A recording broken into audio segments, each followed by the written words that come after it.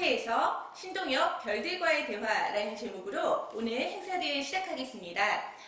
작가 스테이지에 작년에 이어서 두 번째로 신동엽 카페가 이렇게 참여하게 되었는데요. 여러 귀한 선생님들을 이렇게 모시고 자리를 함께 할 수 있어서 정말 기쁩니다.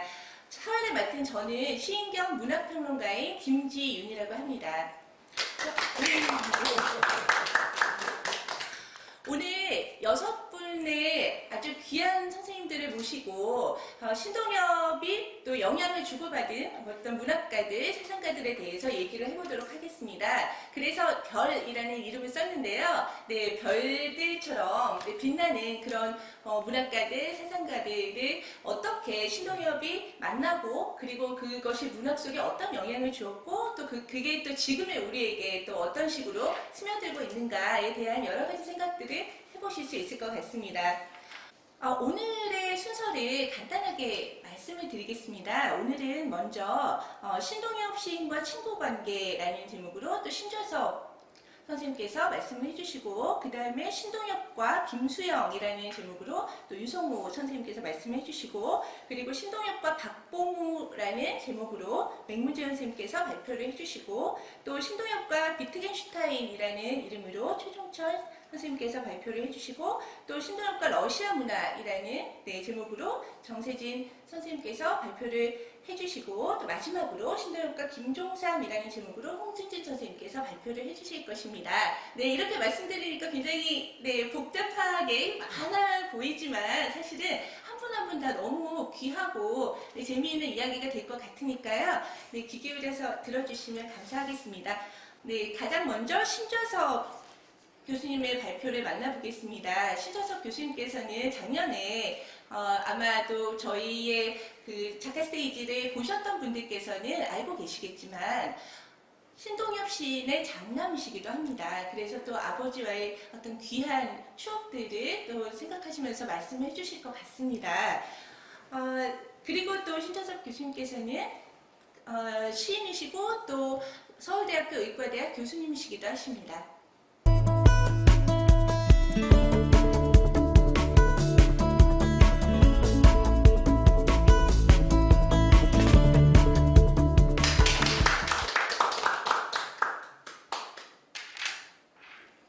예, 안녕하십니까. 첫 번째 순서를 맡은 신좌석이라고 합니다.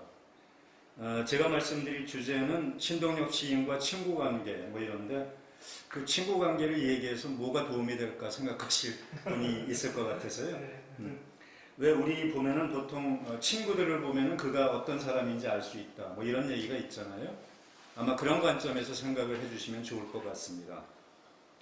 아버님은 어떻게 보면 늘 조용조용하고 앞에 나서는 법도 없고 다소 내성적인 그런 성격의 소유자였는데요.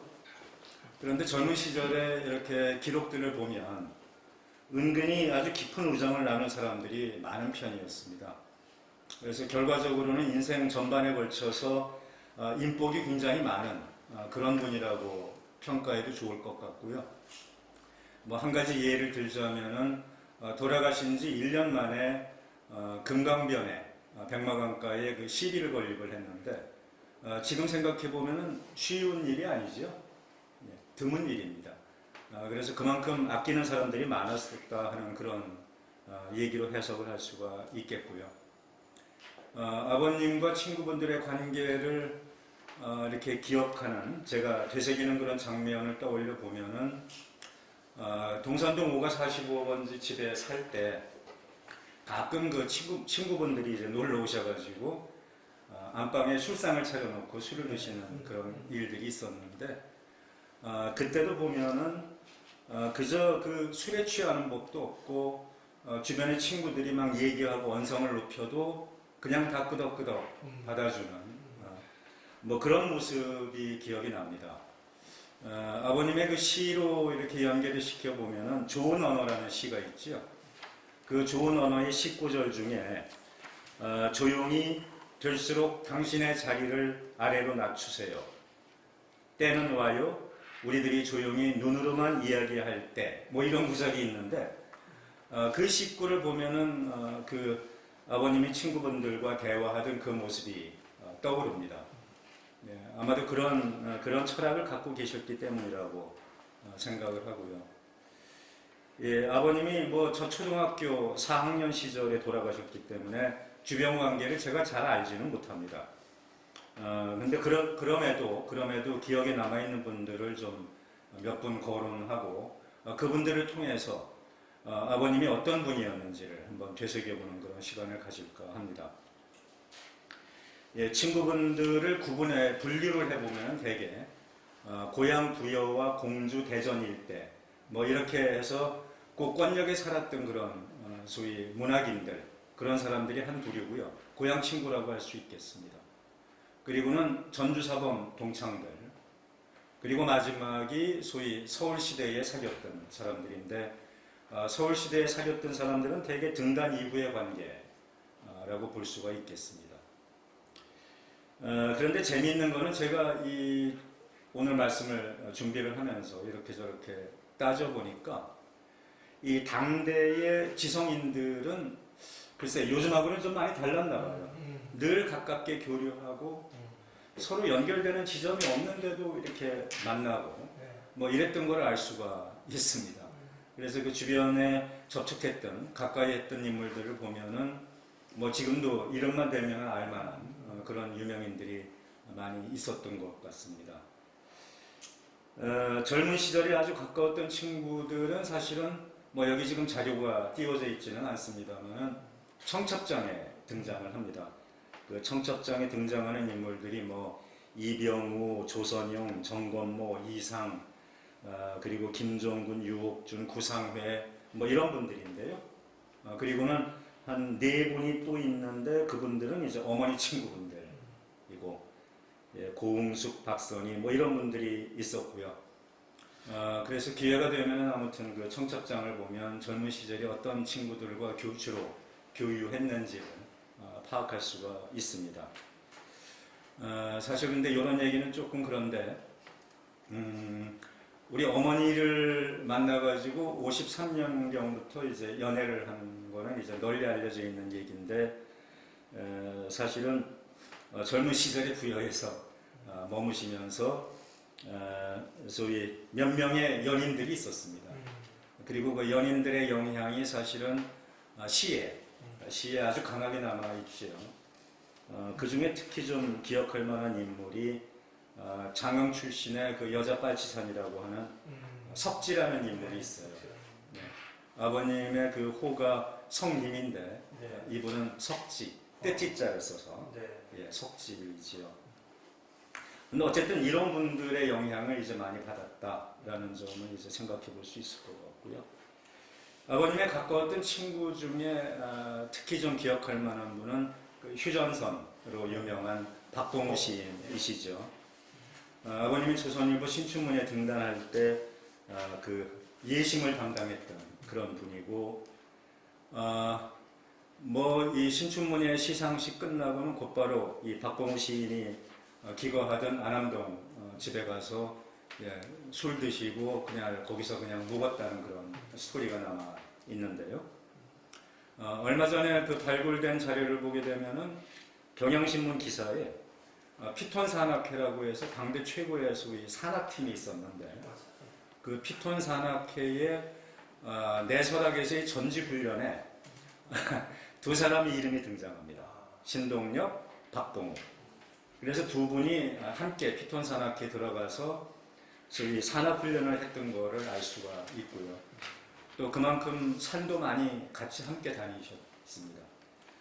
특히 우정이 아주 깊어서 69년에 돌아가신 직후에 이 박봉우 선생님이 도남동 집에 오셔가지고 소위 아주 주먹에 피가 흐를 정도로 장독대를 막 두들기셨던 그러면서 그렇게 애통해 하셨던 기억이 납니다. 그리고는 순환이대라는 소설로 유명한 하근찬 선생님. 하근찬 선생님은 전주사범 동창입니다. 전주사범 동창으로 아주 가깝게 지내셨고 장례식 때 대표로 조사를 이제 읽으셨지요. 근데 이분이 그 뒤에도 아버님 돌아가신 뒤에도 저희 가족에 관심을 많이 가지셔가지고 70년대 중반에 혹시 가보신지 모르겠는데 명동 백병원 앞에 파인힐이라는 아주 고급 그 레스토랑이 생겨있어요. 있었어요. 있지. 예. 그 파인힐 레스토랑에 저희 가족을 초대해가지고 스테이크를 제가 처음 먹어본 기억이 있습니다. 그때 아마 이 소설 원고료를 받으셨다고 하셨던 것 같아요. 그래서 그만큼 이제 애정을 가지고 있으셨던 분이고, 그리고는 분지, 소설 분지로 유명한 남정현 선생님이 또 아주 가까운 친구였고, 작년 12월에 돌아가셨죠. 네. 이제 제가 그 서울대병원이 장례식장이었었어요. 그래서 제가 이제 문상을 갔는데, 그 문상을 가서 그 큰아드님을 만나가지고, 그런데 제가 제 이름을 얘기하자마자 누군지 알고, 그리고 그 또 말하자면 남정현 선생님의 손자를 불러서 인사를 시키고, 그 할아버지하고 아주 절친이었다. 나의 아버님과 뭐 그런 소개를 하고 했던 그런 기억이 있습니다. 그래서 말씀 듣기로는 생전에 틈틈이 시간만 나면은 기회만 되면 아버님에 대해서 옛날 추억을 들려주고 했었다는 그런 얘기를 들었고요. 그리고는 화가로 유명한 정건모 선생님이 계시죠. 이 정건모 선생님은 공주 출신이라서 청년 시절부터 친구로 지내셨던 걸로 알고 있고, 그 오페레타 석가탑 공연을 준비하면서 이 정건모 선생님이 백병동 선생님을 끌어들여서 이 3인조가 만들어진 거예요. 그래서 이 정건모 선생님은 오페레타에는 관여를 안 했지만 이 세 사람이 계속 어울려 다니면서 이 집 저 집 왔다 갔다 하면서 술을 많이 드셨던 거로. 그래서 2019년에 50주기 맞이해서 백병동 선생님을 찾아가서 인사를 드렸었는데, 그때 이제 정건모 선생님에 관한 상세한 얘기를 들었습니다. 70년에 세워진 그 백마강가의 시비, 그 첫 시비도 정건모 선생님이 설계를 하셨죠. 그리고는 조금 전에 말씀드린 작곡가 백병동 선생님, 나중에는 서울대 음대 교수를 하셨는데 2019년에 찾아뵀는데 그때 저를 보고는 아버님 모습이 그대로 남아있다 그러면서 아주 그리움 가득한 눈빛을 하셨던 그런 기억이 나고요. 그리고는 공주에 사시던 구상회 선생님이라고 계십니다. 청년기 친구고 48년 전주사범 졸업 후에 이 공주를 잘 아는 분이라서 동학 전적지를 아버님하고 같이 돌아다녔던 그런 기록이 남아 있습니다. 그리고 1955년에 가을 동두천 육군단 공보실에 두 분이 함께 입대를 하는데, 그때 제가 적어봤습니다만은 아버님 군번이 070-9800이고 구상희 선생님 군번이 070-9801예요. 나란히 군에 입대를 했고, 그리고 공주여고 교사로 재직을 하셨고, 나중에는 그 소위 우금치 있는 바로 인근에 거기에 땅을 구해가지고는 오골개 농장을 하셨어요. 그런데 제가 90년대 초에 소위 뭐 노동운동 한다고 그러고 다니면서 좀 한때 건강병으로 고생할 때 오골개 진액을 뽑아가지고 2박스를 보내주셔서 그때 회복하는데 크게 도움이 됐던 기억이 있습니다. 그래서 또 친구 아들이라고 오골개까지 진액까지 만들어서 보내주시던 분이고요. 그리고 빼놓을 수 없는 분이 이제 노문 선생님입니다. 노문 선생님은 북한 출신으로 함경도에서 전쟁풍에 월남을 해서 뭐 인천 부두 뭐 이런 데 등등 이제 막 떠돌다가 부여경찰서 사찰계로 이제 취직을 했어요. 그런데 이제 아버님하고는 뭐 사실은 상극이죠. 상극인데 먹고 살기 위해서 그때 사찰계 취직을 한 거고, 내심은 아주 돈독한 우정을 가졌던. 그래서 야화라는 그런 그 문학동인 모임이 부여에 있었잖아요. 그래서 야화 동인 모임도 주로 이 노문 선생님 하숙집에서 한 거로 되어 있고, 2019년에 출간된 그 산문 전집에 보면은 성림 실전 연구라고 실려 있는데 거기에 그렇게 표현을 하셨습니다. 이 소위 아버님의 그 부여에서의 소위 좀 좌익 활동 뭐 이런 것들에 관한 기록이 어느 날 경찰서에서 부여지서에서 싹 사라져 버렸다. 누군가의 은덕으로 했는데 그게 아니고요. 제가 이분 젊으신 시절에 여러 번 뵈서 아는데 본인이 없앴다고 나중을 위해서 그게 남아있으면 끊임없이 따라다닐 거기 때문에 자기가 없앴다고 저한테 진솔하게 말씀을 해주신 기억이 있습니다. 나중에 서라벌고등학교 국어 선생님을 하셨는데요. 저희가 도남동에 계속 살았고 또 서라벌고등학교가 바로 미아리곡에 넘어 있었으니까 종종 도움을 많이 받았습니다. 제가 좀 얌전해 보이지만 젊었을 때는 사고를 좀 많이 쳤거든요. 그래서 친구들하고 싸움박질해서 이빨도 뽑고 뭐 이제 그랬는데 그때 이제 말하자면 어머니는 여성이니까 그런 자리에 잘 못 가는데 이분께 이제 노문 선생님께 SOS를 쳐서 저를 데리고 가서 그 상대 그 피해 학생의 부모를 그래서 만나서 인사를 하고 양해를 구하고 뭐 그런 식으로 해서 저의 그 후견인 역할을 많이 하셨어요. 또 깊은 우정인 거죠. 그리고는 뭐 여러분 많이 계시지만은 마지막으로 이제 백기환 선생님. 백기환 선생님은 말씀 듣기로는 조선일보에 실린 그 진달래 산천 59년이죠. 진달래 산천을 보고는 신문사에다 수소문해서 아버님한테 연락을 했다고 합니다. 그래서 두 분이 광화문에서 만나가지고 낙지볶음에 막걸리를 드셨다는데 그때 아버님 원래 이 술버릇이 안주를 안 드시거든요. 안 드시는 분인데 본인은 그때 직업이 없던 시절이라 백현 선생님이 그래서 이 낙지볶음 한 접시를 얼른 다 해치우고 그리고 한 접시 더 시켜서 먹고 그리고 계산은 아버지가 했다고.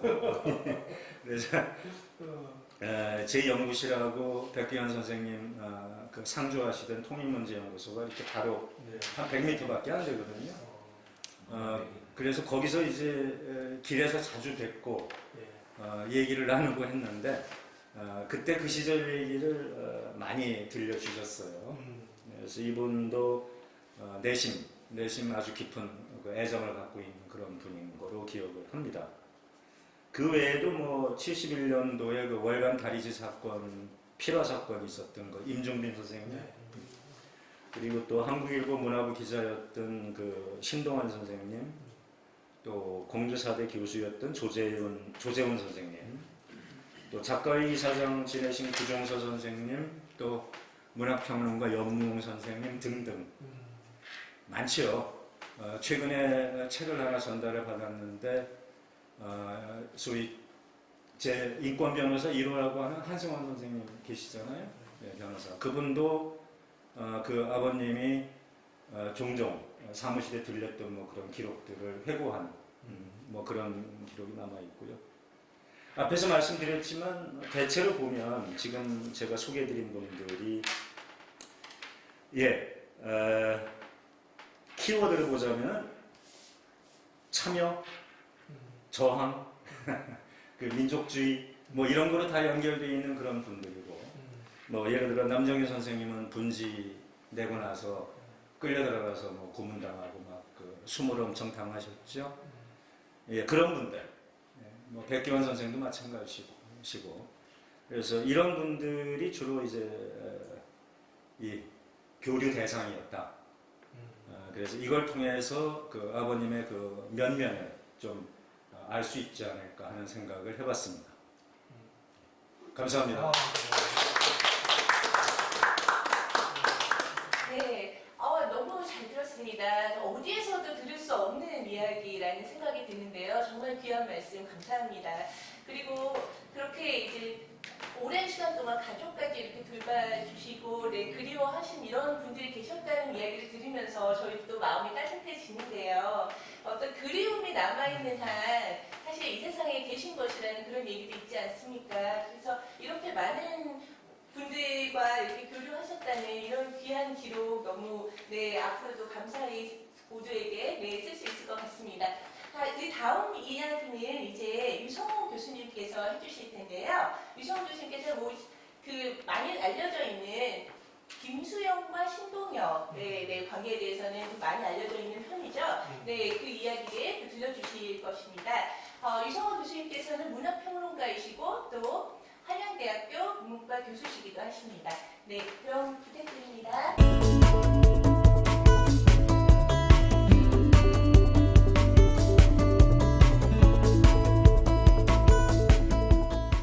네, 안녕하십니까. 소개받은 대로 제가 김수영과 신동엽이라는 어떻게 보면 참 광활한 주제이고 또 많이 인지도가 높은 두 분의 시인을 이렇게 관련지어서 말씀을 짧게 드리고자 합니다. 이렇게 두 분을 이렇게 나란히 병치해 놓으면 이해하는 방식이 여러 가지가 있을 수 있을 것 같아요. 영향관계를 살피는 방식도 있고 또 서로 역주행하는 이른바 대조적인 차이점만 부각시키는 방식도 있을 거고 또 반대로 공통점 추출하고 뭐 그런 경우가 있는데 저는 이런 방식을 한번 택해 보겠습니다. 공교롭게도 두 분이 아주 좋은 글에서 서로에게 관해서 언급하는 사례가 있습니다. 그게 두 개의 산문인데요.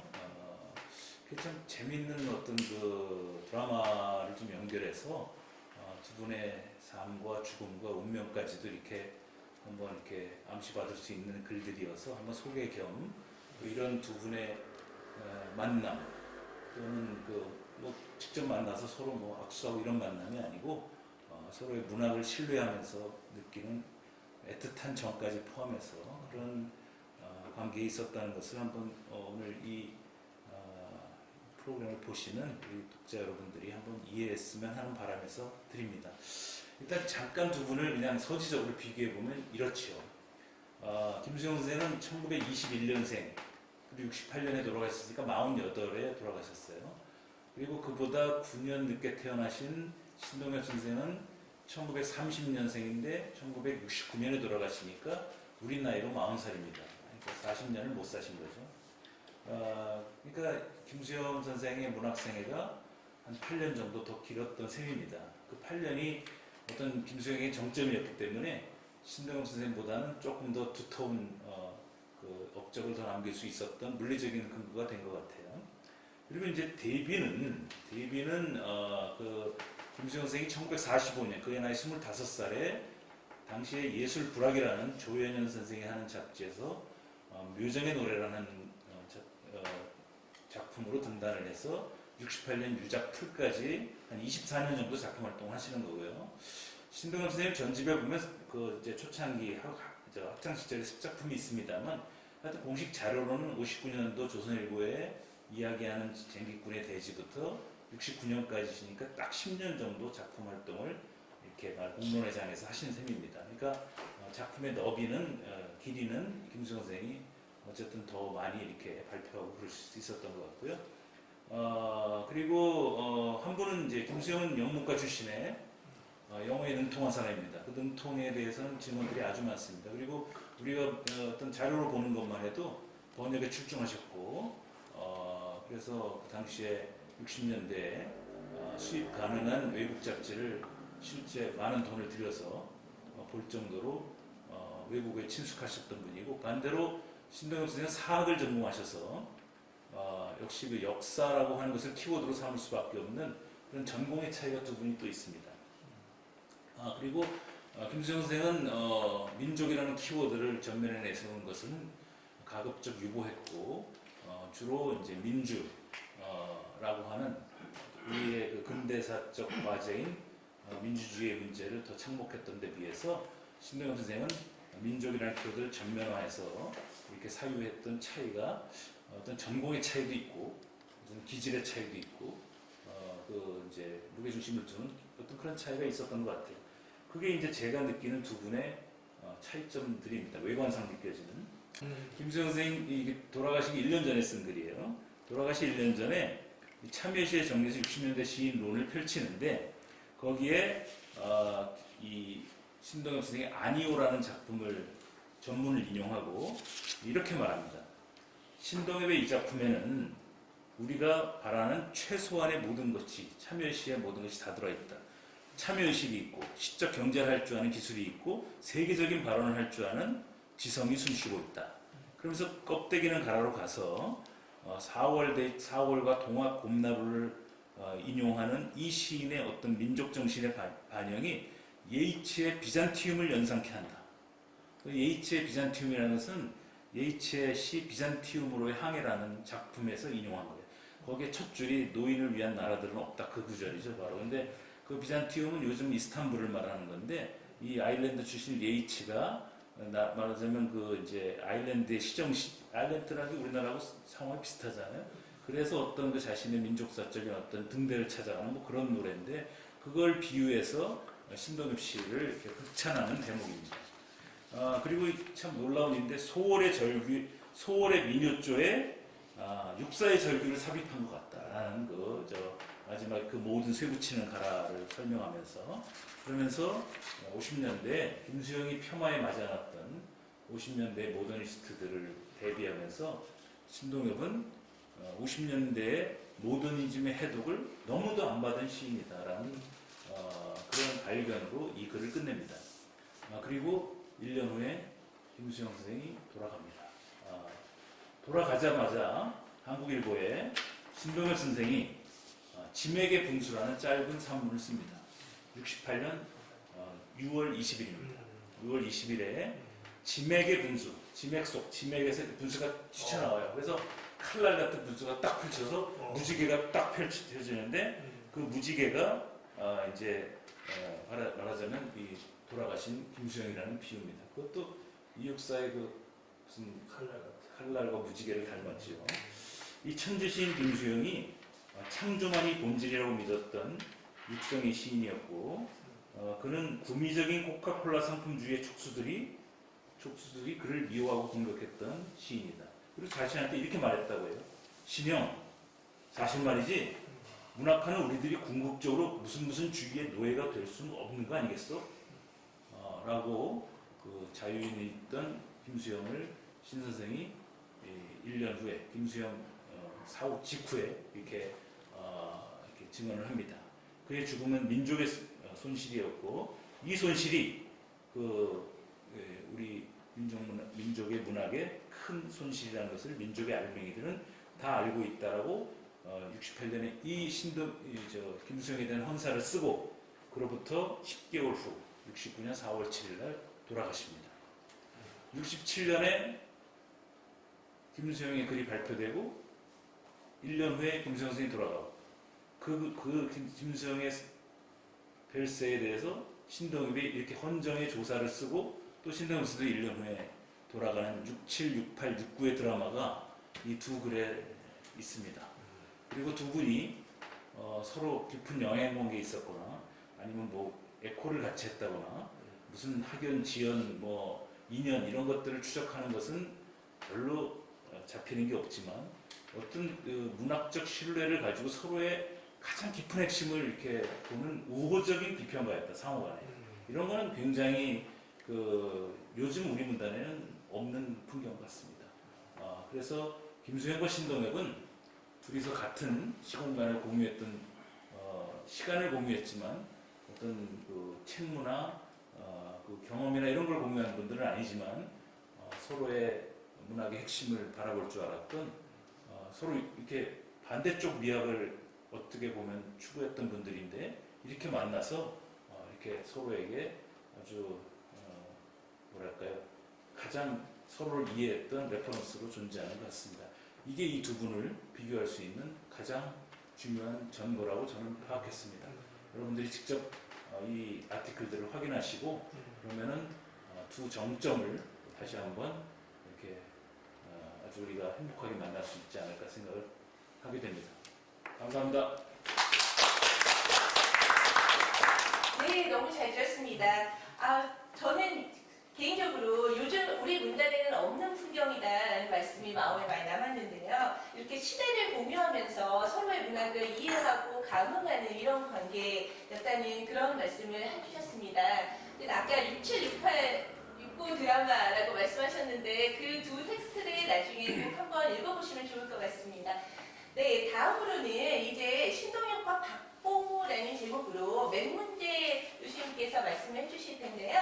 아까 처음에 신전석 교수님께서 말씀하신 내용 중에 박봉호와의 어떤 깊은 친분 관계에 대해서 말씀하신 바가 있으시죠? 그래서 그 내용을 또 관심 있게 들어주시면 좋을 것 같습니다. 네, 맹문재 교수님은 안양대학교 교수님이시고 또 시인이시기도 하십니다.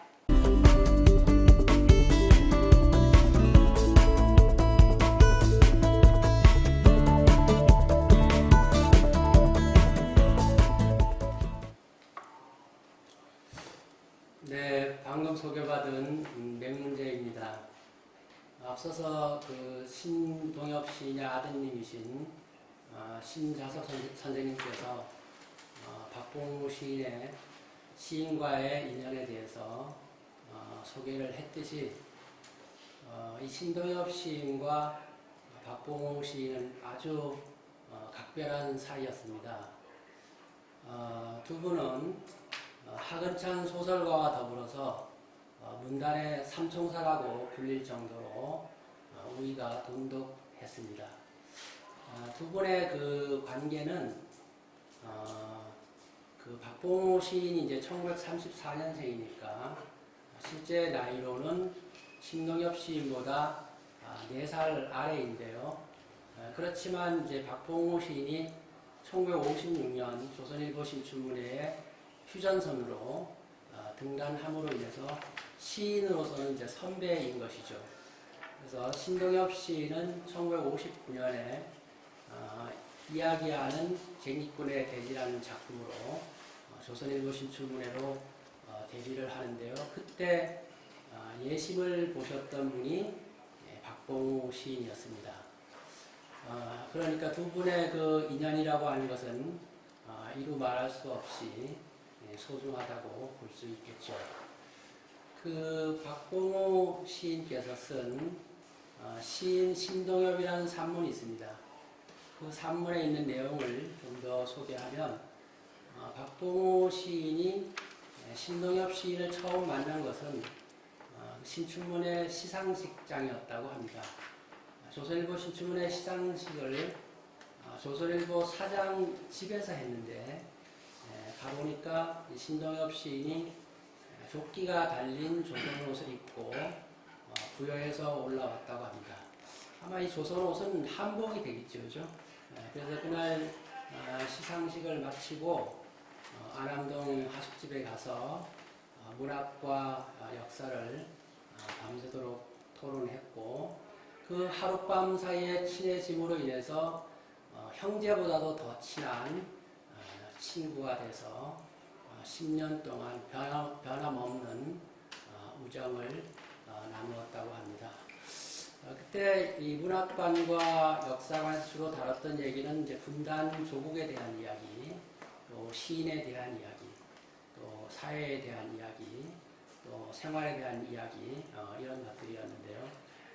당시 이 우리나라가 이제 분단 조국이었기 때문에 시인으로서의 어떤 양심 이런 것을 가지고 어떻게 하면은 이 분단을 극복할 수 있을까? 당시 아마 이런 문제가 지식인들이 소극적이고 수동적이었던가 봐요. 그래서 이런 문제를 논할 때 두 분이 울분을 참지 못해서 울음을 여러 번 울었다고 합니다. 그런 어떤 두 분의 관계가 돈독해서 산도 자주 다니셔서 겨울엔 주로 백운대를 가셨고 봄에는 이제 수락산, 도봉산 이런 데를 다니시면서 역시 분단에 대한 문제, 또 시에 대한 문제, 또 이 부정정치, 부정경제 이런 사회에 대한 이야기를 했다고 합니다. 두 분의 이런 관계에 대해서 좀 더 구체적으로 한번 제가 설명해 보도록 하겠습니다. 신동엽 시인께서 1961년 조선일보 3월 30일과 31일 이틀에 걸쳐서 60년대의 시단 분포도라는 글을 이제 발표하는데요. 여기에 보면 우리나라 시단을 5가지로 분류해 놓습니다. 향토시파, 또 현대 감각파, 그 다음에 언어 세공파, 그 다음에 시민 시인파, 그리고 저항파, 이렇게 5가지를 분류해 놓는데요. 이거는 이제 몇 해 뒤에 1967년 3월 24일자 대학신문에서 다시 한 번 더 정리해서 부연 설명을 하고 있습니다. 이때 그 도시 감각파로 바꾸고 또 시민 시인을 서정 시인으로 이렇게 이름은 바꾸지만 내용은 유사합니다. 그래서 그 향토 시파라고 하는 것은 어떤 그 대표적인 인물을 이제 서정수 시인을 들고 있는데요. 어떤 이 사회 참여보다는 전통적인 정서, 또 산, 하늘 이런 자연에 대한 노래를 한 분들이고요. 그것에 반대하는 이제 모더니즘 시인들을 현대 감각파, 내지는 이제 도시 감각파로 본 것이고, 또 그와 유사하게 언어나 시의 구조나 형식이나 이런 데 관심을 가지고 있는 시들을 이 언어 세공파 이렇게 얘기했고요. 일반 일상생활에 대해서 관심을 가지고 쓴 시를 이제 시민 시인파, 서정 시인파로 했고, 나머지 하나가 이제 저항파인데요. 이 저항파의 대표적인 시인이 시인의 작품으로 박봉호 시인의 휴전선을 들었던 것이죠. 그래서 이 신동엽 시인은 1960년대라고 하는 것은 부정정치, 부정경제가 횡행하고 있어서 시인들을, 지식인들이 여기에 대한 저항, 사회 참여가 필요하므로 이 5개의 분류 중에서 저항파를 가장 필요하다고 그 나름대로의 판단을 해서 옹호하는 견해를 밝히는 것이죠. 바로 이 신동엽 시인과 박봉호 시인이 친구로서 가까워졌던 것은 어떤 인정적인 차원도 있지만 이러한 문학관과 이러한 역사관이 함께하는 그런 저항파 동지였기 때문에 더욱 가까웠던 것이죠. 이 중에 이제 좀 더 우리가 살펴봐야 할 것은 이 분단에 대한 것인데요. 우리가 이 박봉호 시인을 흔히 휴전선 시인이라고 일컫고 있지 않습니까? 그것은 이 박봉호 시인이 휴전선이라는 작품으로 등단한 뒤에 일관되게 조국의 분단 현실과 그 극복을 위한 시를 추구했는데 바로 그런 점에 있어서도 신동엽 시인은 함께 했던 것이죠. 전통 정신 속으로 결속하라 이런 산문이 있습니다. 이 산문은 발표되지 않았고 유고 형식으로 전집에 수록되어 있는데요. 이 작품의 내용이라고 하는 것은 아마 그 무렵에 북한에 있는 작가동맹위원장이 남북문화교류를 제안해 왔던가 봐요. 그런데 남한에 있는 이제 지식인 이 시인들이 그것에 대해서 수용하지 않고 또 하나의 정치 어떤 선전에 불과하다고 폄하했습니다. 폄하해서 수용하지 않자 신동엽 시인이 이 글에서 그런 소극적이고 수동적인 자세는 수구 세력을 옹호하는 것이다. 그것에 대해서 큰 반성이 필요하다고 했고요. 그래서 오히려 이런 회색주의, 어떤 비지식이고 비양심적인 이러한 목소리를 반성해야 된다고 생각해서 신동엽 시인은 훨씬 적극적이고 능동적으로 그런 것에 대한 대안을 이제 제시하고 있는 것이죠. 그래서 가령 이 판문점이라든가 또 그 어떤 임진강 완충지역 같은 데서 남북 간의 어떤 이 민간인들이든 어떤 주민들이 모여서 아리랑을 만약에 합창을 한다면 그런 어떤 동질감을 훨씬 회복할 수가 있지 않겠는가, 뭐 이런 것들. 또 남북 문화교류 준비위원회를 구성해서 구체적으로 남북 문화에 대한 것을 하나씩 이렇게 준비해 나가는 것이 우리 시대에 필요하지 않겠는가, 이러한 구체적인 제안을 이 글에서 제시해 주고 있습니다. 그러니까 이 박봉우 시인과 신동엽 시인은 이러한 문학관, 역사관이 일치하고 거기에 동지적인 결합으로서 추구해 나갔는데 가장 그 시대의 핵심이었던 이런 분단 극복에 대해서까지 함께 했기 때문에 그야말로 그 누구보다도 저항하는 동지였다고 저는 생각합니다. 제가 이 박봉우 시인과 신동엽 시인의 이 관계는 이 정도로 정리하고자 하고요. 박봉우 시인께서 그 신동엽 시인의 시 중에서 가장 좋아했다고 할까요? 높이 평가했던 시가 이제 껍데기는 가라라는 시였거든요. 그 시를 제가 한번 낭송하는 것으로 저의 말씀을 마치고자 합니다. 껍데기는 가라, 신동엽.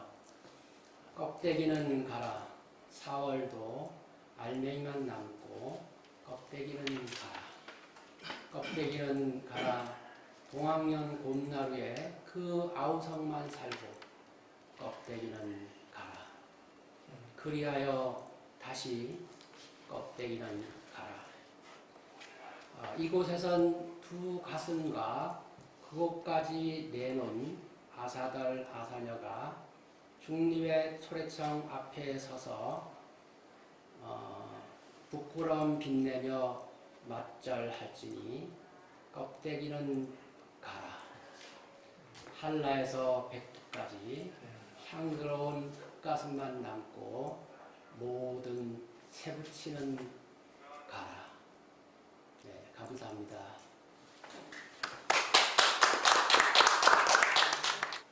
네, 잘 들었습니다.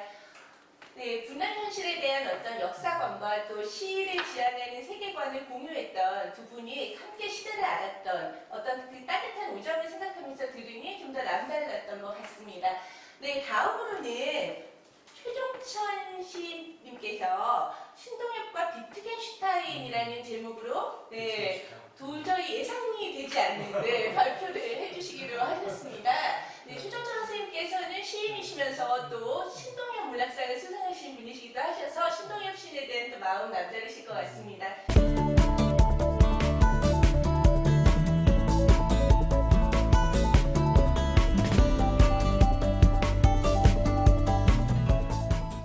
여러분들 시가 어디서부터 시작된다고 생각하십니까? 그것은 이제 생각하니까 신동엽과 비트겐슈타인을 매치시켜 놓으니까 깨닫는 게 인간 자아에 대한 회의가 부정이다. 거기서부터 시가 시작된다는 겁니다. 신동엽의 시에는 인간의 자아를 부정하는 구절이 너무나 많죠. 여기 어머니 유병임이라는 갓난아이와 같이 그리고 돼지와 이런 것도 그곳은 에덴의 동산, 나그 오늘은 온수성의 세계에서 그곳의 살성의 세계의 건축 같은 것을 기억하는 기운을 찾아볼 수 없다. 또 이런 말도 있죠. 이 시도 있죠. 고식공부한다는 것, 출세하기 위한 것, 출세한다는 것, 핏바람 오는 자리, 놀고 오는 자리, 피라미드처럼 정성을 향해 벼슬길로 기울인다. 형제의 등을 받고 친구 목을 부러뜨리고 제 자신은 납작되고 쥐어 뜯어가며 벼슬을 본 창설은 아마 여기 계신 분들이 전부 다 이렇게 살고 계실 거예요. 점막 빼놓고. 그런데 이런 것이 어떻게 우리 인간을 잘 부정하는 표현이냐.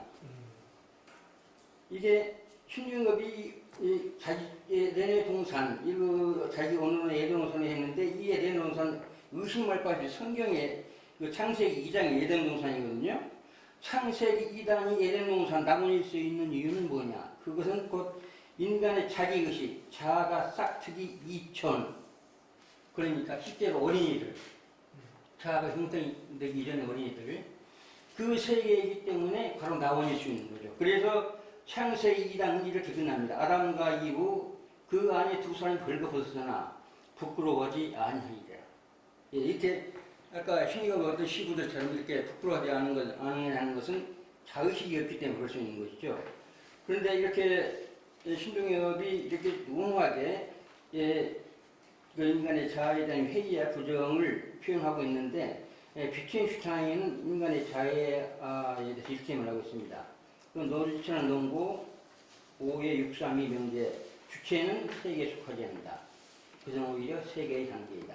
그 다음에 5의 633 세계 속 어디에서 형이사각적 주체가 발견될 수 있는가.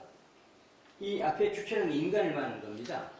그 뒤에 세계 속 어디에서 형이사각 주체를 부연에 설명하고 있는 거죠. 그럼 형이사각적 주체는 왜 그렇게 말하는가. 우리 인간이 꿈꾸고 욕망하고 추구하는 것들, 뭐 사랑을 하고 행복하고 뭐 선하고 이런 것들은 비논리적인 것이거든요. 비논리적이기 때문에 형육적인 것이고 또 이 뒤에 명제가 나오는데 윤리학의 명제는 엄표될 수 없다. 또 비켄슈타인이 이렇게 말합니다. 그 윤리학과 미학은 하나이다. 그러니까 우리가 추구하는 그 사랑하고 행복하고 이거 선하고 이런 것이 논리적인 문제이기 때문에 거기서 모두 윤리학적, 미학적 문제가 따라나오는 것이죠. 그런데 윤리학적, 미학적 명제는 옹표될 수 없다는 겁니다. 이렇게 인간의 자아를 부정하고 있어요. 근데 신영업도 시에서 보면 누누이 그 자아를 부정하거든요. 그 육부행진이라는 시를 보면 이렇게 돼 있어요. 욕망들이 걸어간다. 무섭 수 없은 욕망들이 걸어들간다. 뭉클뭉클 흔적거리며 무거운 욕망은 유갈이 걸어들간다. 일찍이 인류 유일한 것이었던 고기덩어리들이 고기덩이답게 욕망을 하며 분자운동처럼 괴로워들 한다. 이상이 어떤 시범은 그 외로된 사업에 골머리 가지고 있다고 그런 구절이 나오죠. 그런 것처럼 이 시를 가만히 읽어보면 상당히 구역질나는 리듬을 해요. 리듬이 아주 재밌어요. 그리고 이 시를 보면 인간에 대한 멸시와 조롱, 해약, 풍자가 아주 잘 번복이 되어 있는 시입니다. 인간이 어떤 면을 멸시하고 조롱하고 해야 합니까? 바로 그렇게 그냥 더 출세하고 성공하겠다고 시골을 치면서 사는 그런 인간들의 모습을 아주 불쌍하게 보고 있는 거죠. 신동엽이. 이게 알고 보면 인간의 자아를 부정하는 태도라는 겁니다. 거기서 비켄슈타인과 신동엽이 너무나 정확하게 만나고 있어요. 그 신동엽의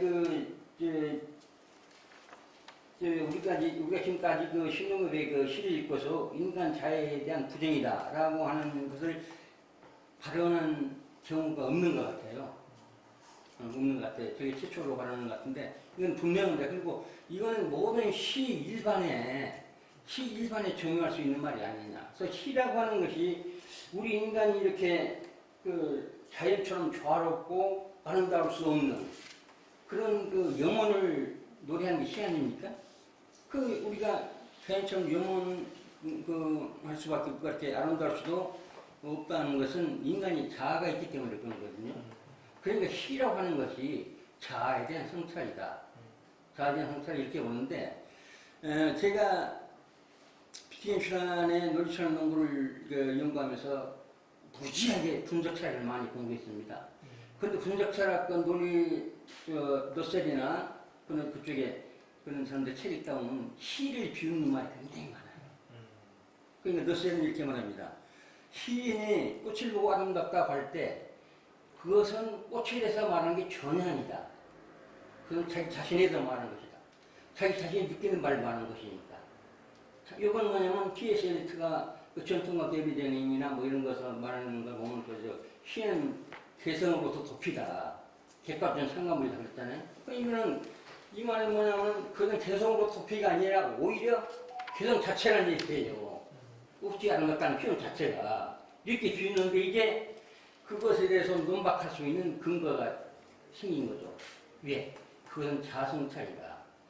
좋지 아름답다고 하는 그 뒷면에 무엇인가 말이 숨겨져 있는데 그 숨겨져 있는 말이 무엇이겠는가? 그런가? 우리 인간은 저렇게 아름다울 수가 없구나 하는 자아에 대한 성찰과 탄식. 신동엽은 줄곧 이런 영혼을 얘기한 거죠. 그리고 신동엽의 그 시와 사물리고는 굉장히 논리성이 많습니다. 아주 논리적 논리적으로 세계를 보는 게 아주 밝아요. 그래서 그런 것을 읽고 유중호 선생님이 뭐 이렇게 그냥 뒤로 돌아올 수 있다는 뭐 이렇게 하는 거는 정말 옳지 않은 말인 것 같고 그런 점에서 신동엽 씨를 좀 다시 다른 시각에도 읽어야 되지 않느냐 저는 이렇게 생각하거든요. 그리고 또 그 금강이나 강 이런 시편을 통해서 그 얘기해오는 시인이 우리가 인간이 살아볼 수 없는 역사, 우리가 살아온 역사의 대변의 역사 그런 것을 생각하고 쓴 시거든요. 그러니까 역사라고 하는 것이 승리한 자들의 기록이라면은 패배한 자들의 기록을 하고자 한 거예요. 그게 패배한 자들의 기록을 한번 말해야겠다. 그거란 말이에요. 근데 승리한 자는 패배한 자가 있기 때문에 승리할 수 있거든요. 그러니까 그런 것을 본다면은 신동엽 씨 그 강의나 공간에서 얘기하고자 하는 그런 거는 시로서 얘기할 수 있는 포착할 수 있는 가장 예리하고 가장 의미 있는 주제가 아니냐 저는 그렇게 생각을 합니다. 제가 신동엽 문학상을 탔습니다만은 저 자신이 생각하기를 제가 가장 신동엽 시인에 근접하는 시인이 아닌가. 이상은 생각을 했는데 나중에 신동엽 시를 새롭게 읽어야겠다. 여기서 드린 말씀입니다만 그 정권 문화사 대계 이게 아주 중요한 시예요. 신동엽 시 전체에서. 근데 제가 그것을 해석을 해가지고 저 관장한테 줬더니 아 형님 이 지금까지 정권 문화사 대계가 무슨 얘기를 하는지 전혀 몰랐던 거예요. 이 시가 우리 전혀 얘기한 적도 없고 몰랐대. 근데 형님이 제대로 말했네. 나한테 그러더라고 이 친구가. 그래서 아 그래? 난 그러냐고 그러는데 하여튼 신동엽 시를 친구들 좀 제대로 읽어보자. 여기 저 비평 위원장 우리 저 선생님과 말하시는데 수고를 부탁합니다. 네, 감사합니다. 네, 감사합니다. 잘 들었습니다. 비트겐슈타인과 신동엽이라고 하는 사실 접점을 좀 상상하기 어려운 두 분이 자아 성찰과 인간에 대한 성찰이라는 점에서 만난다라는 이야기를 들려주셨고 또 신동엽에 대한 또 깊이 있는 생각을 보여주셨습니다. 네, 이번에는 좀 흥미로운 얘기가 될 것 같은데요. 좀 새로운 관점으로 러시아 문학과 신동엽을 연결시켜서 정세진 교수님께서 발표를 해주시겠습니다. 정세진 교수님께서는 모스크바 국립대학 역사학 박사를 받으시고 오랫동안 러시아 문화와 역사에 대해서 연구하셨습니다. 그래서 좀 러시아에 대한 또 권위자시고 또 그래서 신동엽 문학과의 그 연결성에 대해서 또 여러 가지 생각들을 들려주실 예정이시고요. 지금 한양대학교 아태지역 연구센터 교수로 계십니다.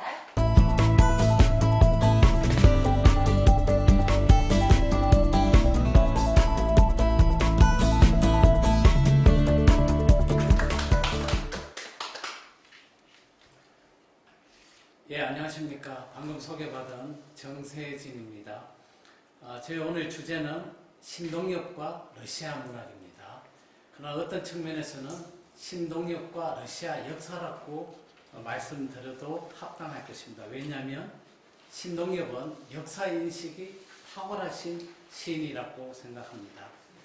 첫 번째 주제로 이제 러시아 아나키즘과 신동엽. 아나키즘 러시아 말로 아나르히즘이라고 이야기를 하는데요. 일반적으로 해석되는 건 이제 무정부주의, 개인의 완전한 자유와 독립이 보장되는 무국가, 무정부 사회의 실현이 그 목표로 한다. 이렇게 해석되어 있습니다.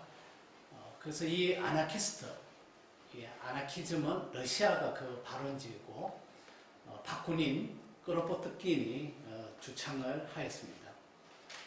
파괴적 정열은 혁명적 정열이다. 그 유명한 문구를 바쿠닌이 이야기를 했습니다. 모든 권위와 질서에 대한 타도를 주장한 1870년대 러시아 혁명민주주의 사상의 한 부류라고 할 수 있습니다. 개인적으로 저는 한국 아나키즘 정신이 바로 60년대, 1960년대 한국의 시정신에 구현되어 있고 그것이 4.19 전후 시기라고 생각합니다.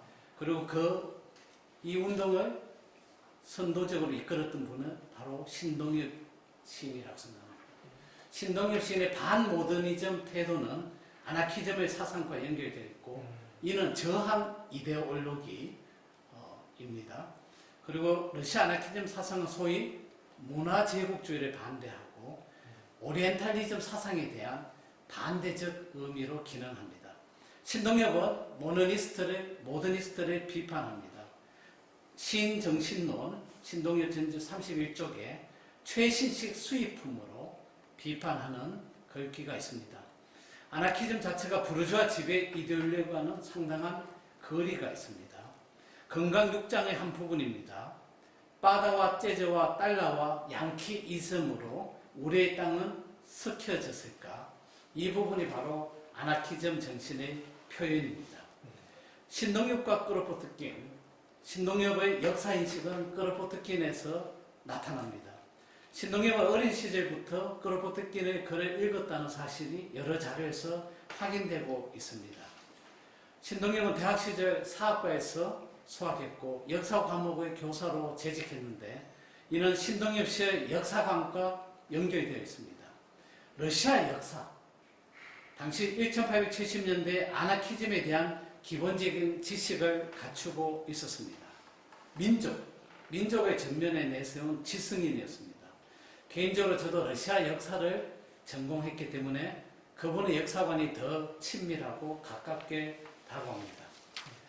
아나키는 무질서와 혼란, 폭력이 난무하는 카오스를 해석하는 경향이 있는데 사실은 이것은 러시아 인민주의자들, 버나로드 운동, 농민 속으로, 대중 속으로 이렇게 해석할 수 있는데 저희들 1980년대 농활 운동과 조금 가까이 해석은 할 수 있을 것 같습니다. 그래서 아나키즘을 단순히 무정부주의로 해석하는 경향이 있는데 이것은 버나르드 운동의 일파가 바로 인민주의자들이 폭력성 때문에 이제 그런데 사실은 아나키즘의 무정부주의를 번역한 것은 명백한 오류라는 주장이 있습니다.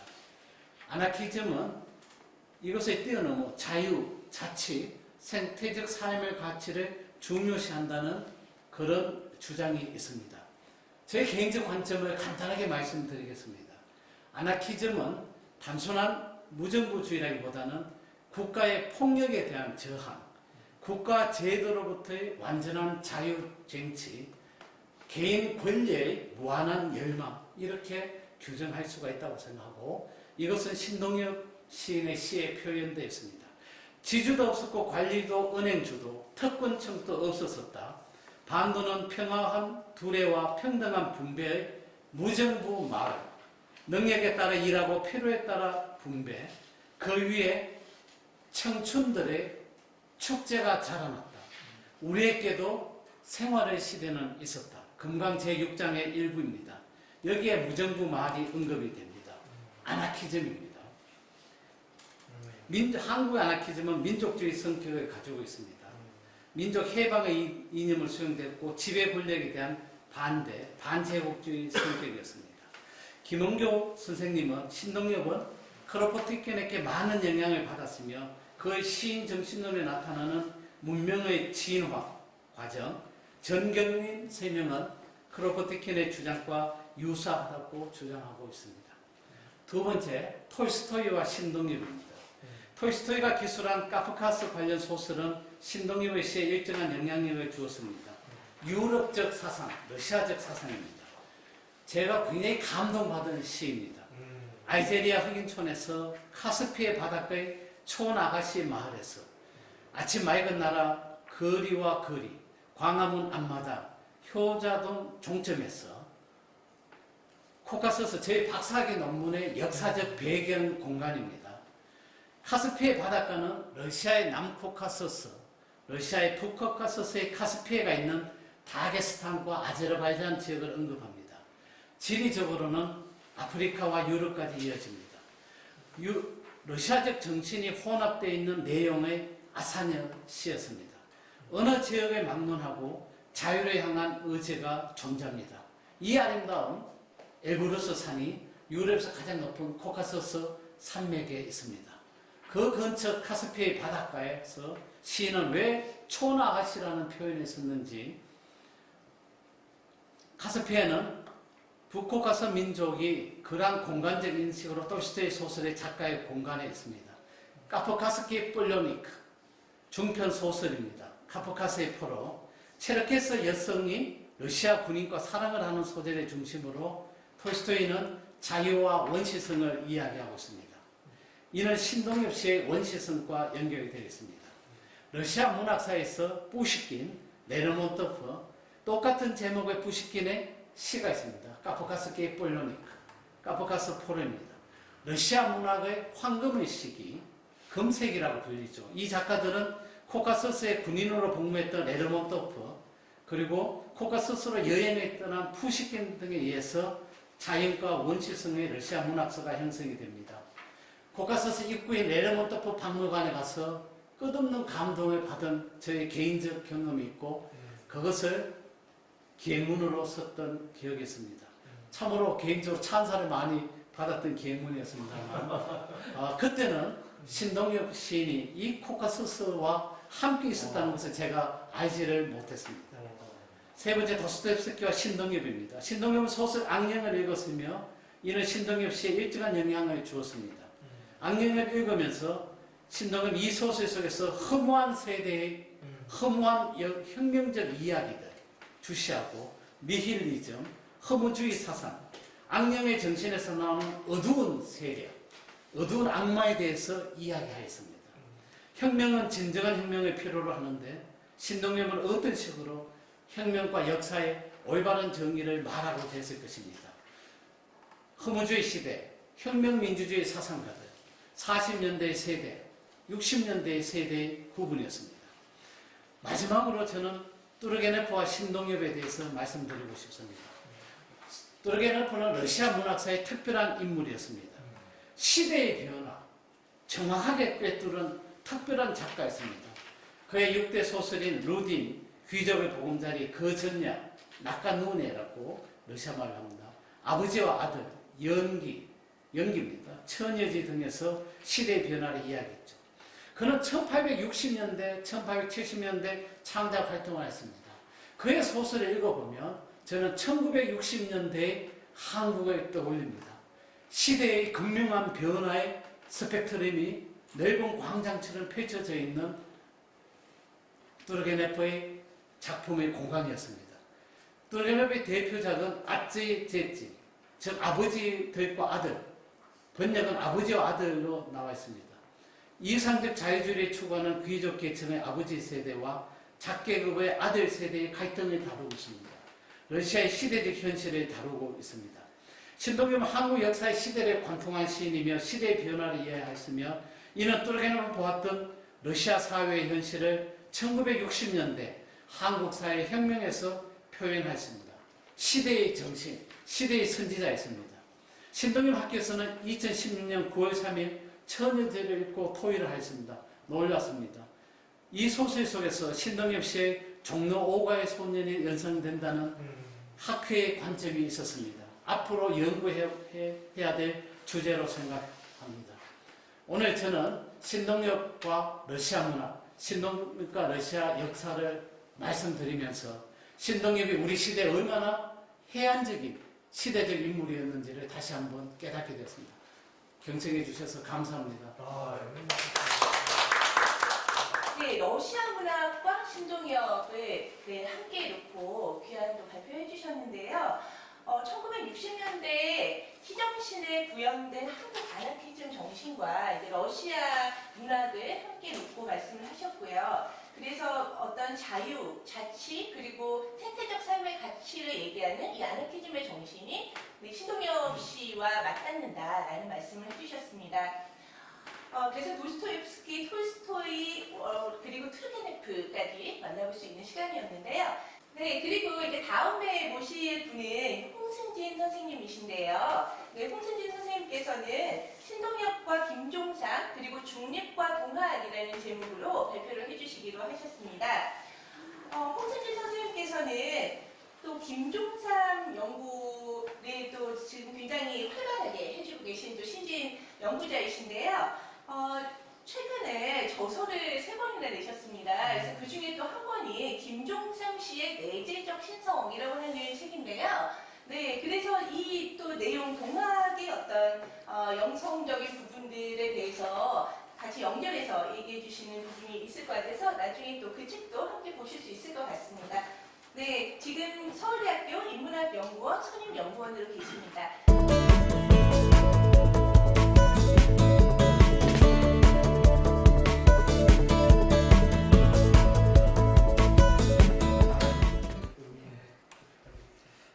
반갑습니다. 저 소개받은 홍승진이라고 합니다.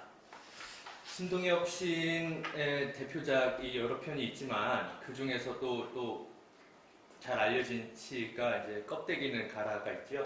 그 시부터 얘기를 좀 시작을 하고 싶은데요. 껍데기는 가라에 보면은 그 동학년 곰나루에 그 아우성만 살고 껍데기는 가라. 이 구절에서는 동학이라는 얘기가 나옵니다. 동학년 곰나루. 거기서 동학이 나오고 그 좀 더 뒤에 가면은 그 이곳에서는 두 가슴과 그곳까지 내놓은 아사달 아사녀가 중립의 초래청 앞에 서서 부끄럼 빛내며 말절할지니 이런 구절도 나옵니다. 거기 중립이라는 말이 나옵니다. 그러니까 오늘 저의 말씀은 이제 중립과 동학, 동학과 중립 이 왜 한 편의 시에 같이 나오냐? 도대체 중립과 동학이 무슨 관계가 있느냐? 이거를 가지고 이야기를 해볼까 합니다. 이 중립과 동학이라고 하는 것을 같이 이야기한 시인으로는 신동엽뿐만이 아니라 김종삼이라는 시인도 있습니다. 김종삼이라는 시인은 김수영과 동년배, 김수영 시인과 같은 1921년생의 시인인데요. 이 둘의 공통점은 이제 중립을 얘기하면서 동학을 같이 얘기했다. 이렇게 볼 수가 있겠습니다. 그 근거는 뭐냐? 실제로 이 두 분이 교류가 있었느냐 하는 것은 그 증거가 있는데 이분이 이제 이 두 분이 1960년대 시극 동인회라는 모임을 같이 가졌습니다. 여러 문인들과 예술가들이 모여서 만든 모임인데요. 시극을 연구하는 그런 모임입니다. 시극이라는 것은 무엇이냐? 시로 연극을 만들자. 시적인 연극, 연극인데 시인 것. 그런 새로운 그 예술을 만들어보자 하는 모임이 시극 동인회였고 그 시극 동인회의 간사가 신동엽 시인이었고 거기에 음악 감독을 맡은 사람이 김종삼이었습니다. 그래서 이 시극 동인회에서 두 번째로 이제 그 무대에 올린 작품이 그 신동엽 시인의 대표적인 시극 중에 하나인 그 입술에 파인 그늘입니다. 그 입술에 파인 그늘이 이제 각본을 신동엽 시인이 쓰시고 거기에 음악 감독을 김종삼이 맡았습니다. 그러니까 두 분은 굉장히 그 같은 작품을 한 셈이죠. 근데 이 그 입술에 파인 그늘이라고 하는 이 시극 작품이 굉장히 좀 작품성 있고 아주 훌륭한 작품입니다. 그 중에 이제 동학이라는 얘기가 나옵니다. 그 동학군이 등장하는데 그 시극에 그 동학군이 등장하는 대목은 어떤 대목이냐면 이제 남쪽에서는 일본 군대가 쳐들어오고 북쪽에서는 청나라 군대가 쳐들어와가지고 이 한반도 영토가 두 쪽으로 갈라지는 그 상황 속에서 고통받는 그 존재가 바로 동학군으로 나옵니다. 그 이제 청나라 군대와 일본 군대와 동시에 이제 맞서 싸워야 하는 운명의 그런 존재가 동학군이죠. 이것은 상당히 이제 알레고리적인 것이죠. 분단에 대한 알레고리입니다. 남쪽에는 이제 미군이 정주에 있고 북쪽으로는 소련이 정주에 있는 그 상황을 이제 남쪽의 일본 군대, 북쪽의 청나라 군대로 이제 묘사를 한 겁니다. 그리고 이 동학군이라고 하는 것은 바로 이 남북의 그 외세가 점령하고 있는 것을 극복하는 어떤 그런 중립과 통일의 문제를 제시하는 그런 알레고리라고 할 수가 있습니다. 그래서 이 그 입술에 파인 그늘이라는 작품에서도 역시 그 중립과 동학이라고 하는 문제가 얽혀 있다. 그리고 그 작품을 가지고 신동엽 시인과 김종삼 시인이 접속을 하고 있다. 이렇게 얘기할 수가 있겠습니다. 그럼 도대체 중립과 동학이라는 것이 무슨 상관이냐? 이 1960년대라고 하는 시대는 그 통일 담론이 있었는데 그 통일 담론 중에서도 주목할 만한 것은 중립화 통일론이라는 것이 많이 제기가 됐습니다. 그러니까 통일을 하되 남한 체제 쪽으로 흡수하는 것도 아니고 북한 체제식으로 통일하는 것도 아니고 자본주의 이데올로기도 아니고 공산주의 이데올로기도 아닌 완전히 정치적 중립의 상태로 통일을 하자. 이런 중립화 통일론이 굉장히 활발하게 제기됐던 시기가 바로 1960년대라고 할 수가 있습니다. 근데 이 얘기는 뭐 아시는 분들은 아는 얘기지만 이게 왜 동학과 관련이 있느냐, 동학을 통해서 왜 중립화 통일론을 얘기했느냐, 이것이 이제 중요합니다. 첫 번째 공통점은 무엇이냐면은 바로 약소민족의 비정치적인 약소민족의 문화주의라고 할 수가 있겠습니다. 예컨대 김종삼 시인의 작품을 예로 들 수가 있는데요. 김종삼 시인은 아우슈비츠라는 제목으로 시를 많이 썼습니다. 아우슈비츠 작품의 연작 중에 그 어떤 내용이 있냐면은 유태인들이 중립국을 향해서 가는 내용이 있습니다. 유태인들이 이제 제2차 세계대전 때 나치의 박해와 그 학살을 피해서 중립국으로 실제로도 많이 이제 망명을 갖고 중립국으로 가는 얘기가 이제 김종삼 시에 많이 등장합니다. 그러니까 유태인과 중립국이라고 하는 것이 그 동학과 중립이라고 하는 문제랑 또 연관이 되는데, 그 김종삼은 유태인을만을 이제 시로 쓰지 않고 흑인도 시로 쓰고 아메리카 인디언도 시로 쓰고 한국인들도 시를 썼습니다. 그럼 유태인과 흑인과 아메리카 인디언과 한국인의 공통점은 뭐냐? 약소민족이라는 거죠. 그 서구의 강대국들, 서구의 제국주의 국가들에 의해서 박해받고 학살당하고 착취당한 민족들이 바로 이 유태인, 흑인, 아메리칸 인디언, 한국인의 공통점입니다. 그렇다면 이때 중립이라고 하는 것은 무엇이냐? 바로 이 서구 강대국들에 의해서 지배받는, 억압받았던 그 약소민족들이 가장 그 비정치적인 방식으로, 그리고 비서구적인 방식으로 자기네들의 문화를 드러내는 것, 그것이 이제 중립화 통일론과 동학이 연결되는 첫 번째 연결고리라고 할 수 있습니다. 그러면은 비정치적인 방식으로 통일을 한다는 것이 무엇이냐, 그리고 비서구적인 방식으로 통일을 한다는 것이 무엇이냐 라고 하는 것은 바로 그 약소민족들이 가지고 있는 공통적인 문화의 특징이 있습니다. 그것은 뭐냐면 성스러움을 중심으로 하는 문화다. 유태인들도 자기네들의 그 야훼를 중심으로 하는 그 성스러움에 근거해서 자기의 민족 전통을 이어가고, 흑인들도 흑인 문화라고 하는 그 고유한 영적인 그 성스러움에 기반한 특징이 있죠. 그리고 아메리칸 인디언들도 자기네들의 그 고유한 영성 문화가 있습니다. 성스러움을 추구하는. 그리고 한국에는 그것이 바로 동학이죠. 그 하늘님의 그 신성을 중심으로 하는 그 문화적 전통이 고대로부터 동학까지 내려오는 것입니다. 그러면 성스러움이라고 하는 것은 무엇이냐? 바로 물질적인 욕망을 초월하는 것이라고 얘기를 할 수가 있겠습니다. 결국에는 남한을 지배하고 있는 미국발 자본주의 체제나 북한을 지배하고 있는 그 소련식 공산주의 체제나 물질주의라고 하는 점에 있어서는 다 똑같습니다. 자본주의는 물질적 욕망을 자유롭게 각자가 추구할 수 있게끔 만들자는 것이 자본주의 체제고, 공산주의는 물질적인 풍요를 동등하게, 평등하게 누리자라고 하는 것이지, 두 개가 방식은 다를 뿐 물질적 욕망이라고 하는 것을 핵심에 놓고 있는 것은 마찬가지입니다. 그러니까 이 둘 다 서구적인 그 문명이라고 할 수 있는데, 미국의 자본주의 그리고 소련의 그 공산주의라고 하는 것은 공통적으로 물질 중심주의고, 근데 그것을 넘어서서 중립적으로 통일을 한다.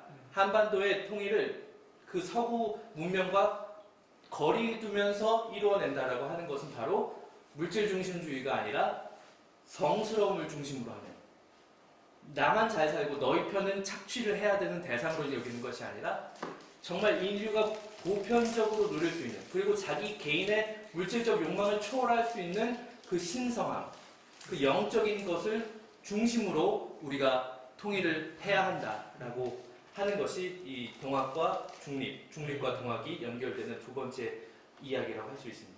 결국에는 오늘 제가 말씀드리고자 했던 신동엽과 김종삼의 연결고리를 통해서 말씀드리고 싶었던 것은, 첫째로 오늘날 통일은 이제 가능하지도 않을 것 같고 필요도 없을 것 같다 라고 하는 시대에 있어서 왜 여전히 통일이 중요한 문제인가를 다시금 생각하게 하는 그런 의미가 있다고 보고요. 그리고 둘째로는 오늘날 우리 대부분이 이제 서구적인 방식으로 살고 있고 또 물질 중심적인 방식으로 생활하고 있는데 그걸 넘어서서 우리가 어떻게 그 영성을 가꾸고 신성의 공허함을 채워나가며 성스러움을 근거로 하여 삶을 꾸려나갈 수 있는지를 이 두 시인의 비교를 통해서 한번 좀 생각해 볼 수 있지 않은가 합니다. 이상으로 오늘 말씀을 줄이도록 하겠습니다. 감사합니다.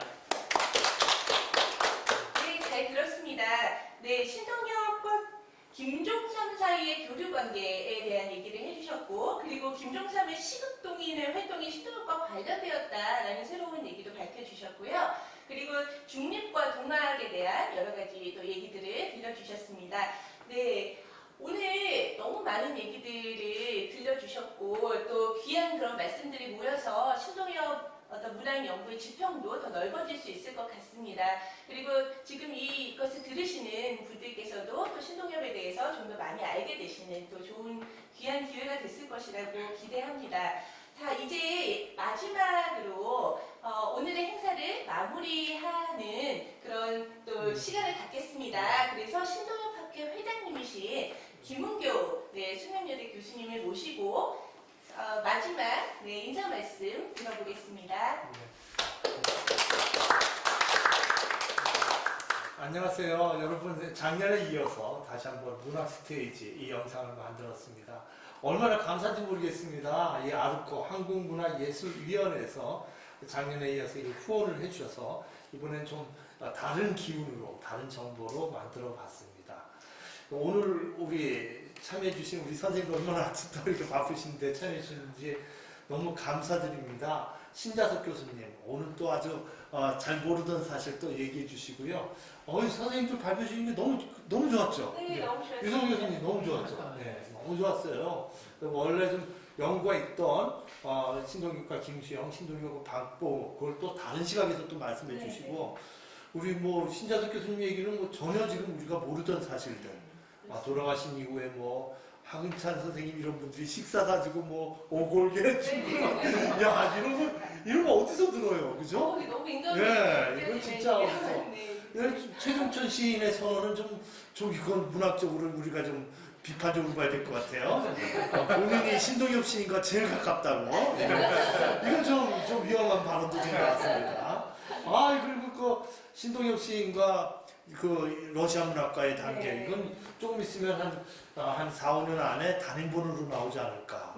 네, 그리고 우리 또 홍 선생님 얘기, 전혀 생상을 못하던 그 입술의 파인근을 그 음악 담당이 김종삼이었다는 건 전혀 몰랐어요. 그리고 거기에서 또 동학과의 그 관계, 중립과의 관계, 아우슈비츠의 시의 관계, 전 많이 배웠습니다. 여러분들 이 영상을 한 번만 들으시면 안 될 것 같아요. 이거 진짜 귀한 영상입니다. 여러분들 그 유튜브 있습니다. 당장 구독, 좋아요 신청하시고요. 여기 밑에 지금 나옵니다. 아르코하고 신동엽 TV가 있습니다. 구독해 주시면 고맙겠습니다. 저희 신동엽 학회는 다른 학회랑 좀 다릅니다. 그것이 뭐냐면 신동엽 정신 자체가 가장 깊고 가장 성스러운 걸 대중과 나누려고 했어요. 대중이라는 단어보다는 다중이겠죠. 깨달은 멀티튜드, 한 명 한 명과 그 시민들을 만나려고 신동엽 씨는 얼마나 노력했는지 몰라요. 금강 오페라타 뭐 시극뿐만 아니라 그 당시에 라디오 대본 쓰면은 삼류라고 요거들 먹을 수도 있는데 라디오 대본이 얼마나 훌륭한지 모릅니다. 왜? 라디오야말로 그 당시 최고의 매체였거든요. 그걸 통해서 대중과 만나려고 어려운 시인들을 쉽게 써가지고 소개를 했습니다. 괴테며 또는 한영훈이며 이상하며 정말 금지된, 그 당시에 금지된 시인들의 알짱 사상을 전해보더니요. 여러분들 그 대중과 만나려던 신동엽 시인을 생각하면서 저희들은 우리 학자들만 만나는 것이 아니라 대중들을 만나는, 다중을 만나는 시간들을 우리 늘 갖고 있습니다. 매달 셋째 주 토요일 날 오후 3시에 3시부터 5시까지 신동엽 학회 모임을 줌으로 하고 있습니다. 여기 또 안내사항이 지금 나오고 있습니다. 그러니까 줌으로 하고 있으니까 그때 일부는 3시부터 4시까지 우리 정세진 교수님 발표하신 것처럼 신동엽 시인이 읽은 책을 지금까지 읽어왔습니다.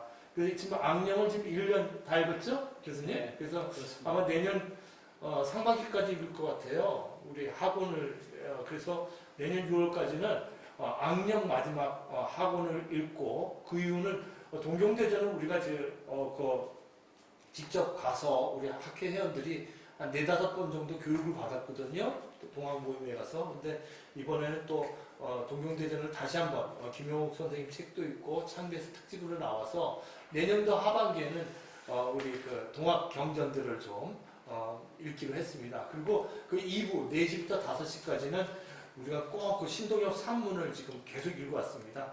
뭐 여러 편을 읽는 것이 아니라 한 편을 그냥 꼼꼼히 분석해서 학회 연구자들이 발표하는 시간입니다. 유익하지 않겠어요. 여러분 놓치지 마세요.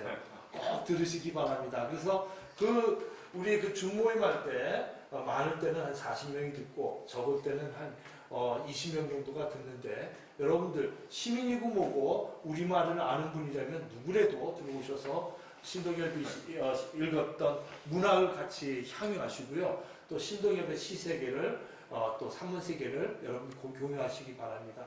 그 작업이 끝나면 저희들이 그 단행본 작업을 하는데요. 신동엽 시 그 한 편 한 편을 우리 여기 계신 분들이 또 분석을 해서 신동엽 시 대표작을 한 50편 뽑아서 그 해설서를 우리가 내려고 합니다.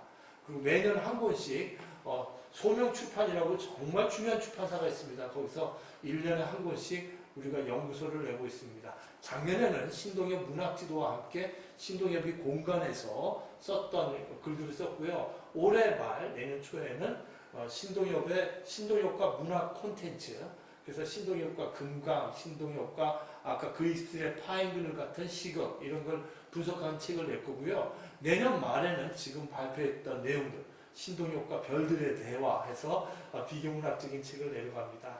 여러분들 신동엽 학회와 함께 해주시고 또 우리 아르코에서 정말 열심히 이런 기획을 해주는데 저희들 방송뿐만 아니라 아르코에 이렇게 올라온 많은 문학 스테이지를 향유해 주시면 고맙겠습니다. 여러분들 함께 해주셔서 정말 감사합니다. 감사합니다.